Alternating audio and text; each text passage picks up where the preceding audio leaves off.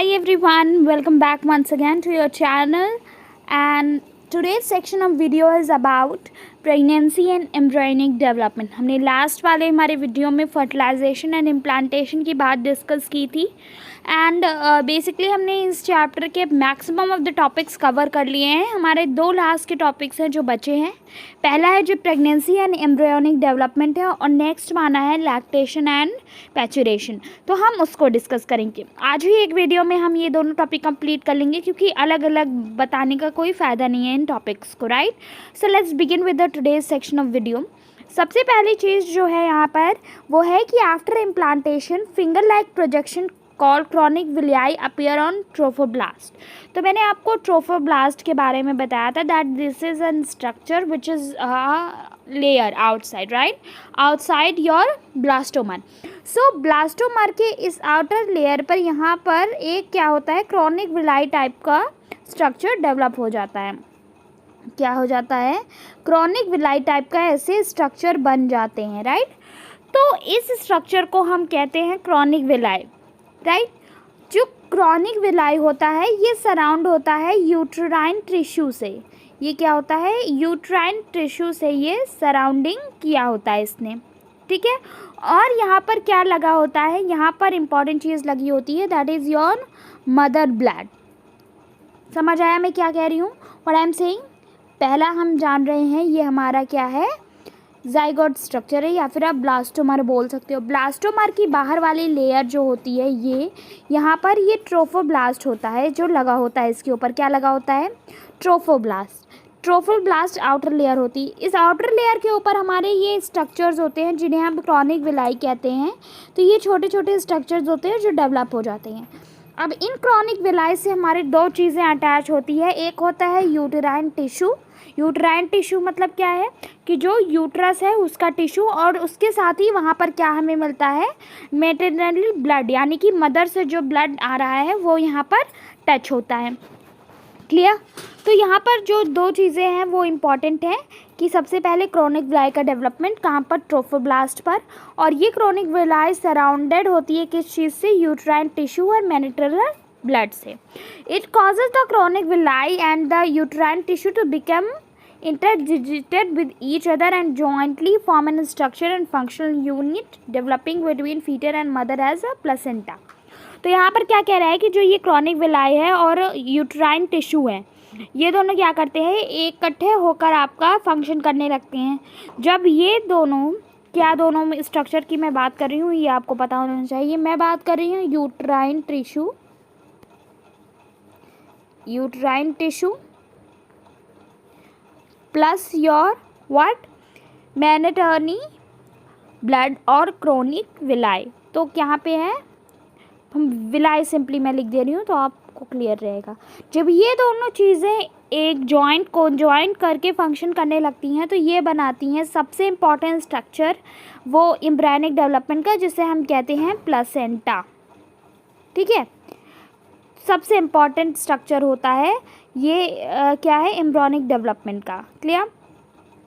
तो ये बेसिकली मैं यहाँ पर आपको क्या बताने की कोशिश कर रही हूँ कि ये दोनों स्ट्रक्चर जब कंबाइन को जॉइंटली एक्ट करने लगते हैं तो ये दोनों फंक्शन करते हैं एज अ प्लेसेंटा. ये फ्यूचर में आपका क्या बनाते हैं, प्लेसेंटा बनाते हैं. सबसे इम्पॉर्टेंट चीज़ है ये प्लेसेंटा क्या करता है, ये एज अ लिंक काम करता है मदर और चाइल्ड के बीच में. मतलब मदर से जो भी न्यूट्रिशन आ रहा है या फिर ब्लड आ रहा है, ऑक्सीजन आ रहा है, वो इसी प्लेसेंटा के थ्रू आपका आता है. ठीक है, इसी प्लेसेंटा स्ट्रक्चर के थ्रू एम्ब्रायो में आता है. राइट, तो ये क्लियर हो गया क्या स्ट्रक्चर मिलता है और क्या बनाता है, क्रॉनिक विलाई एंड आपका यूट्राइन टिश्यू मिलकर आपका प्लेसेंटा बनाता है. क्लियर हुआ. नेक्स्ट चीज़ जो यहाँ पर मैंने आपको दी है वो ये दिया है कि placenta supplies oxygen nutrient to the developing embryo and removes the carbon dioxide and excretory waste from the foetus. मैंने बताया ये सारा फंक्शन करता है जो कि एक नॉर्मल बॉडी करती है. In the sense normal body का मतलब क्या है मैं बता रही हूँ कि प्लेसेंटा आपका ऑक्सीजन प्रोवाइड करेगा, न्यूट्रिशन प्रोवाइड करेगा. ठीक है, ये दो चीज़ें प्रोवाइड तो करता है, साथ ही साथ ये CO2 और वेस्ट को रिमूव भी करता है। रिमूव करता है मतलब बॉडी से हटाता है। तो ये दोनों इंपॉर्टेंट चीज़ें कर रहा है। दो फंक्शन है जो सबसे इम्पॉर्टेंट है, ये दोनों फंक्शन कर रहा है।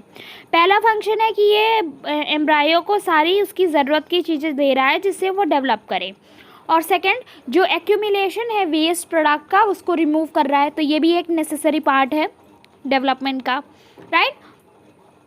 फिर इसके बाद क्या है कि placenta is connected to embryo by umbilical cord, मतलब कि जो प्लेसेंटा होता है वो एम्बिकल कॉर्ड से जुड़ा होता है, किससे, एम्ब्रायो से।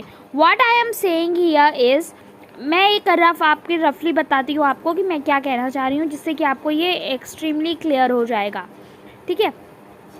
हम ये कुछ कहते हैं कि ये आपका क्या है, यूट्रस है, ठीक है। हम इसे एज अ सिंपल समझ रहे हैं कि ये आपका यूट्रस है। समवेयर यहाँ पर आपका क्या हुआ है, ये प्लेसेंटा डेवलप हुआ है, ये आपका क्या है, प्लेसेंटा है। तो बेसिकली क्या है कि प्लेसेंटा जो है ये यहाँ पर कहीं लगा होता है। जब ये प्लेसेंटा यहाँ पर अटैच होता है तो यहाँ पर हम कह रहे हैं कि हमारा फीटस कहाँ पर है, यहाँ पर है कहीं, ये हमारा बेबी है जो आगे डेवलपमेंट कर रहा है। तो प्लेसेंटा और बेबी के बीच में जो कनेक्टिंग लिंक होती है वो ये एम्बिकल कॉर्ड होती है। क्या होती है, एम्बिकल कॉर्ड होती है। मतलब ये एक कॉर्ड होती है जो कि यहाँ से जाती है, एज अ कनेक्टिंग लिंक काम करती है प्लेसेंटा और किसके बीच में, बेबी के बीच में। तो यहाँ पर ये प्लेसेंटा है जो कि मदर की बॉडी से सारी इम्पॉर्टेंट चीज़ें ले रहा है और ये यहाँ की वेस्ट प्रोडक्ट को बाहर कर रहा है। मतलब जो ट्रांसफ़र हो रहा है इस बेबी और प्लेसेंटा के बीच में वो किस स्ट्रक्चर से हो रहा है, वो इस स्ट्रक्चर को से हो रहा है जिसे हम क्या कहते हैं, एम्बिकल कॉर्ड, ठीक है, जिसे हम कहते हैं एम्बिकल कॉर्ड। क्लियर। तो ये इम्पॉर्टेंट चीज़ है। साथ ही इसको आपको क्लियर रखना है कि प्लेसेंटा डायरेक्टली हमारे यूट्रस में कनेक्टेड होता है। जब यहाँ पे बेबी डिलीवर्ड आउट हो जाता है, यानी कि एट द आफ्टर डिलीवरी, जब बेबी डिलीवर हो जाता है तो यहाँ से बेबी को निकालने के बाद जब बेबी बाहर आ जाता है तो इस चीज़ को, इस प्लेसेंटा को हम बाहर कर देते हैं, इससे यहाँ सेम वजाइना से बाहर निकाला जाता है। क्योंकि एक ये ऐसा स्ट्रक्चर होता है जो कि यहाँ पर अब ह्यूमन बॉडी में फीमेल की एज अ वेस्ट एक्ट करेगा। तो एक्यूमुलेशन नहीं चाहिए होता है because body is already at that time very weak. तो after delivery this placenta is externally taken out by the doctor. Clear हुआ। तो ये एम्बिकल कॉर्ड से ज्वाइनिंग होती है आपकी प्लेसेंटा और आपके एम्ब्रायो की, ठीक है। तो एम्ब्रायो से को जो भी न्यूट्रिशन वेस्ट रिमूवल होता है वो एम्बिकल कॉर्ड के थ्रू प्लेसेंटा में जाता है और प्लेसेंटा से वो बाहर की तरफ निकलता है, ठीक है। यहाँ पर placenta as a endocrine gland भी आपका एक्ट करती है। सबसे इम्पॉर्टेंट चीज़ है, इसे आपको इस पॉइंट को याद रखना है। Your placenta also function as endocrine gland. यहाँ पर सेवरल हार्मोन्स बनते हैं जैसे human chorionic gonadotropin HCG, human placental lactogen, oestrogen, progesterone etcetera.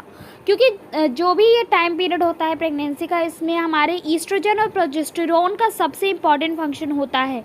ये बहुत ही इम्पॉर्टेंटली एक्ट करते हैं क्योंकि इनसे ही सारे सिम्टम्स रिलेटेड होते हैं इस प्रेगनेंसी टाइम में। जब रेगुलर चेकअप्स होते हैं तो इन्हीं सारे हार्मोन्स का इंक्रीमेंट या डिक्रीमेंट चेक किया जाता है as a several times of your basically at the test times. आपको यही सब देखा जाता है। HCG आपका देखा जाता है, HPL चेक किया जाता है, ईस्ट्रोजन, प्रोजेस्टेरोन, ये सारे हार्मोन्स का या तो ये बढ़े होते हैं या तो ये घटे होते हैं। यही चीज़ देख रहे हैं कि प्रेगनेंसी के टाइम इनका एक्सेस भी नहीं अच्छा होता है और इनका डिक्रीमेंट भी अच्छा नहीं होता है। तो वही हम चेक करते हैं कि यहाँ पे बेसिकली कौन सी कंडीशन में हार्मोन्स हैं आपके, ठीक है। और आफ्टर जब धीरे धीरे टाइम पीरियड बढ़ता है तो एक और हार्मोन सिक्रीट होता है जिसको रिलैक्सिन कहते हैं, और ये रिलैक्सिन हार्मोन सिक्रीट होता है ओवरी से। तो आपको याद रखना है कि प्लेसेंटा जो है वो आपके ईस्ट्रोजन, प्रोजेस्टेरोन रिलीज़ कर रहा है, ओवरी में भी ये दोनों हार्मोन्स रिलीज़ होते हैं। साथ ही एक थर्ड हार्मोन होता है जो रिलीज़ होता है जिसको रिलैक्सिन हम बोलते हैं, वो भी ओवरी के थ्रू रिलीज़ होता है, ठीक है। सो जो एक कॉम्प्लिकेशन होता है, जो हम कहते हैं कि फीमेल बॉडी काफ़ी कॉम्प्लिकेटेड होती है, वो इसीलिए होती है क्योंकि at the time of pregnancy there is a lot of increment in hormones in our body, ठीक है। तो बहुत सारे हार्मोन्स का बढ़ना होता है जो ऑब्जर्व किया जाता है। इसमें हार्मोन्स बहुत सारे इंक्लूड हो सकते हैं, जैसे कि oestrogen, progesterone, cholesterol, thyroxine, prolactin etcetera. ये सारे हार्मोन्स बड़े होते हैं। तो इनमें से कुछ नाम आपको याद करने होंगे, कुछ नाम आप याद कर लीजिए जिससे कि आपको एग्जाम्पल्स देने में आसानी होगी। तो ईस्ट्रोजन, प्रोजेस्टेरॉन, योर थायरॉक्सिन और प्रोलैक्टिन, ये 4 बेसिक हार्मोन्स होते हैं जिनके बारे में एक्सेस में बात की जाती है, राइट।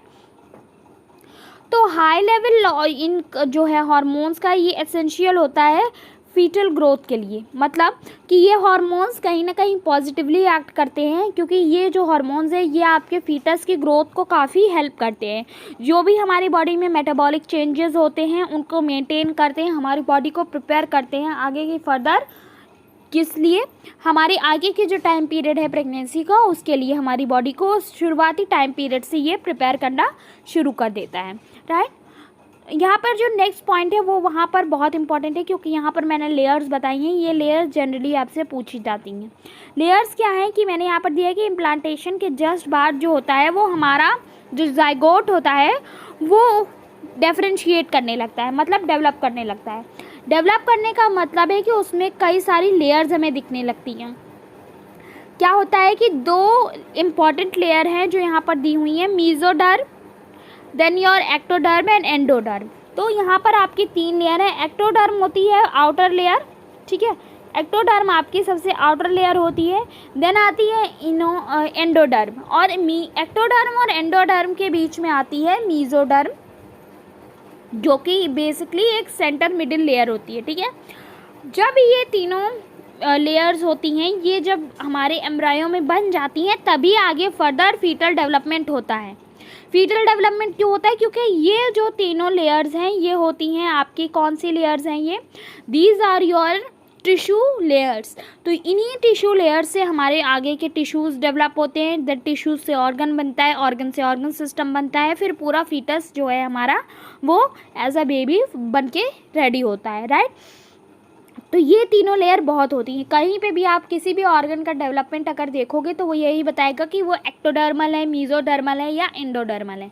मतलब कि कौन सा ऑर्गन, हर ऑर्गन इन्हीं तीनों लेयर्स से बन के तैयार होता है। कोई भी ऑर्गन है वो इन्हीं तीनों में से किसी एक लेयर से बनता है, राइट। तो ये इंपॉर्टेंट चीज़ है, ये पॉइंट आपको याद रखना है। सेकंड जो लास्ट पॉइंट है वो ये है कि जो इनर सेल मास होती है स्टेम सेल में, वो एबिलिटी होती है उनके अंदर कि वो टिश्यूज़ और ऑर्गन्स को बनाती हैं। मतलब इनर सेल मास का ऑर्गन्स और टिश्यू सिस्टम बनाने में सबसे इम्पॉर्टेंट रोल होता है। तो इन तीनों लेयर का जो रोल है वो क्या है कि टिश्यूज़ हमारी बॉडी में बनने लगते हैं, और इनर सेल मास होती है कि जो इन टिश्यूज़ को डिफरेंशिएट करके ऑर्गन्स में बनाती है। तो इनर सेल मास का फंक्शन भी अपनी जगह बहुत इंपॉर्टेंट है, और इन तीनों लेयर्स का यानी एक्टोडर्म, मीजोडर्म और एंडोडर्म का भी इम्पॉर्टेंट ही रोल है। क्लियर हुआ? अब हम आते हैं कि आपको यहाँ पर कुछ स्पेसिफिक चीज़ें मैंने दी हुई हैं जो कि यहाँ पर आपको स्पेसिफिकली बताई जाएंगी। यानी कि मैंने आपको ऐसे कुछ स्ट्रक्चर्स यहाँ पर इम्पॉर्टेंटली दे दिए हैं, बता दिए हैं कि कौन से मंथ में क्या चीज़ डेवलप होता है। तो ये बहुत इंपॉर्टेंट है जो आपको याद रखना है, इसलिए मैं इसको रेड कलर से आपका हाईलाइट कर रही हूँ इन अ बॉक्स, ठीक है। ये बहुत इंपॉर्टेंट है, आपको याद होना चाहिए कि कौन सी मंथ में क्या चीज़ डेवलप कर रही है। फीटल डेवलपमेंट में मैक्सिमम ऑफ द टाइम आपके नीट में ये क्वेश्चन पूछा जाता है। फर्स्ट जो चीज़ हमारे बॉडी में एम्ब्रायो की बनती है वो होती है हार्ट। मतलब हार्ट सबसे इम्पॉर्टेंट स्ट्रक्चर होता है, इसीलिए ये सबसे पहले बनता है। उसके बाद आते हैं हमारे लिम्ब्स और डिजिट्स बनते हैं। Digits means your limb structure, hand, leg and somewhere your some part of your head also, ठीक है। थर्ड मंथ में आपका सबसे मेजर ऑर्गन सिस्टम बनना शुरू होता है। मतलब जो मेजर ऑर्गन्स होते हैं, जैसे रेस्पिरेटरी सिस्टम है आपका, ये सारे ऑर्गन्स बनना शुरू होते हैं। जो फिफ्थ मंथ होता है उसमें आपका हेड पे हेयर डेवलपमेंट होता है, और साथ ही आपका फीटस का फर्स्ट मोमेंट ऑब्जर्व किया जाता है। यानी कि जब भी ईसीजी चेक किया जाता है फीमेल्स में, हार्ट रेट चेक की जाती है, तो हार्ट रेट के साथ ही आपका फीटल मोमेंटम भी देखा जाता है कि वो मूवमेंट कर रहा है। 5th महीने से फर्स्ट मूवमेंट ऑब्जर्व किया जाने लगता है। 6th महीने में आपकी बॉडी पे पूरे फाइन हेयर्स ऑब्जर्व हो जाते हैं, आईलिड्स बन जाती हैं, आईलैशेस बन जाते हैं, जो कि पूरी तरीके से विजिबल होते हैं सोनोग्राफी में या फिर आपका जो भी रेडियो एक्टिविटी होती है या फिर आपके एक्सरे में, ठीक है। 9th मंथ में फीटस आपका पूरा डेवलप कर जाता है और वो रेडी होता है क्या करने के लिए, बॉडी से बाहर आने के लिए। फर्स्ट चीज़ यहाँ पर है जो मैं एक चीज़ मेंशन करूँगी कि अगर यहाँ पर एक केस ऐसा हो सकता है कि आपके फीटस में कोई जेनेटिक डिफेक्ट आ जाता है, जैसे कि बहुत सारी ऐसे डिजीज़ेस होती हैं जो कि जेनेटिकली हो जाती हैं और आगे फीटस अगर डेवलप करके बाहर आता है इन्वायरमेंट में, तो उसके लिए मे बी ये इन्वायरमेंट उतना सुटेबल ना हो, तो इसलिए डॉक्टर्स सजेस्ट करते हैं कि वहाँ से उस फीटस को हटा दिया जाए, रिमूव कर दिया जाए, बिकॉज मे बी आगे उसकी लाइफ वो इजी ना हो, वो इस बाहरी इन्वायरमेंट में सर्वाइव ना कर सके।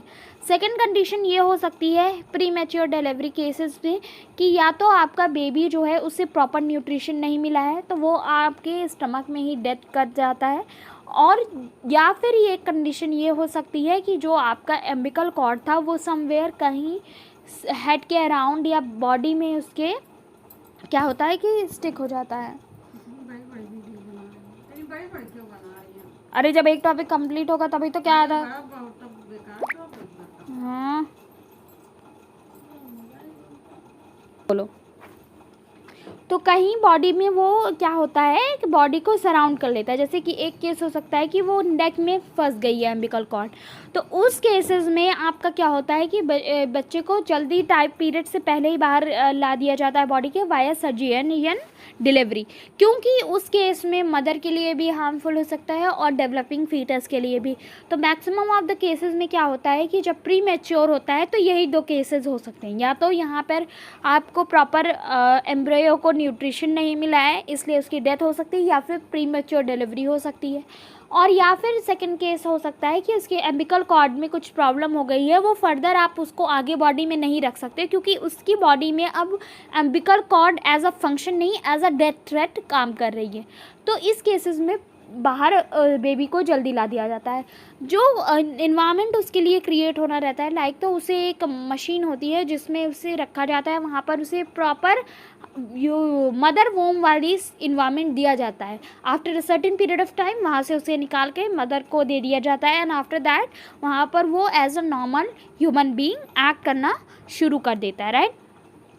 तो ये पूरा प्रोसेस होता है किस चीज़ का, आपके एम्ब्रियोनिक डेवलपमेंट का। मैंने जो भी इसमें इंपॉर्टेंट पॉइंट्स थे वो सारे इंक्लूड किए हैं एनसीईआरटी से, जिससे कि एनसीईआरटी के कोई भी पॉइंट मिस ना हो।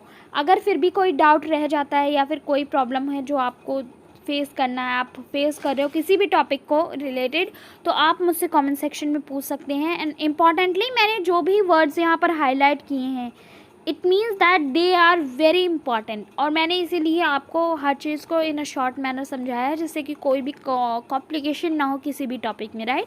So that's all for today. If you like the video, hit the like button and do share with your friends and stay tuned for the next video also.